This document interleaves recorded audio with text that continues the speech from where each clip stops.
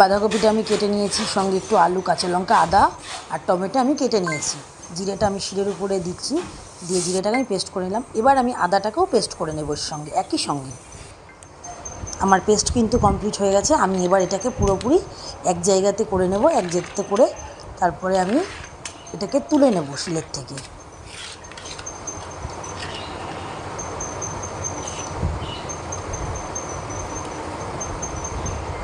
গ্যাসটাকে আমি জ্বালিয়ে নিলাম।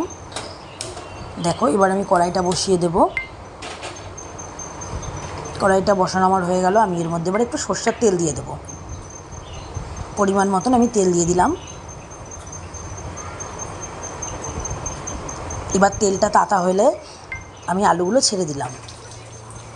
এর মধ্যে আমি সামান্য একটু লবণ দিলাম, একটু হলুদ দিলাম, দিয়ে আমি আলুটাকে লাল লাল করে ভেজে এবার তুলে নেব।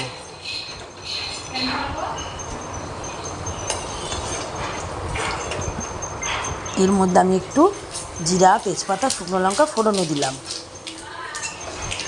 দিয়ে আমি একটু নেড়ে নিলাম। এবার আমি যে আদা আর জিরাটা বেটেছিলাম, সেই আদা আর জিরাটাকে আমি তেলের উপরে দিয়ে দেব।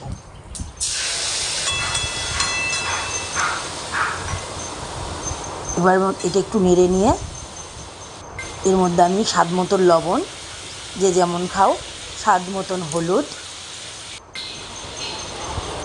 দিয়ে আমি কাঁচা লঙ্কাগুলো দিয়ে দিলাম। দিয়ে আমি এবার মশলাটাকে কষিয়ে নেব।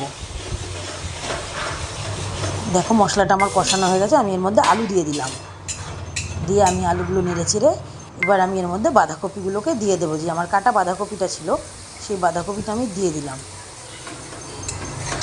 নাড়া হয়ে গেল। দেখো, আমি বাঁধাকপিটা নাড়ছি। বাঁধাকপিটা সুন্দর করে আমি মশলার সঙ্গে মিশিয়ে নেব, নিয়ে আমি এটাকে ঢেকে সুন্দর করে দিয়ে ঢেকে দেব।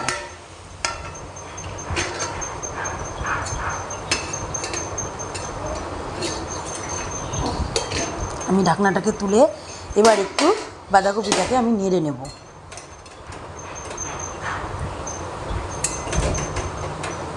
বাঁধাকপিটা আমার নাড়া হয়ে গেলে পরে সুন্দর করে আমি বাঁধাকপিটাকে আবার ঢেকে দেবো। এইভাবে ঢেকে ঢেকে রান্না করলে কী হবে, খুব সুন্দর নরম হবে বাঁধাকপিটা। তুলে দেবো, দিয়ে আমি আবার একটু নেড়ে দেবো।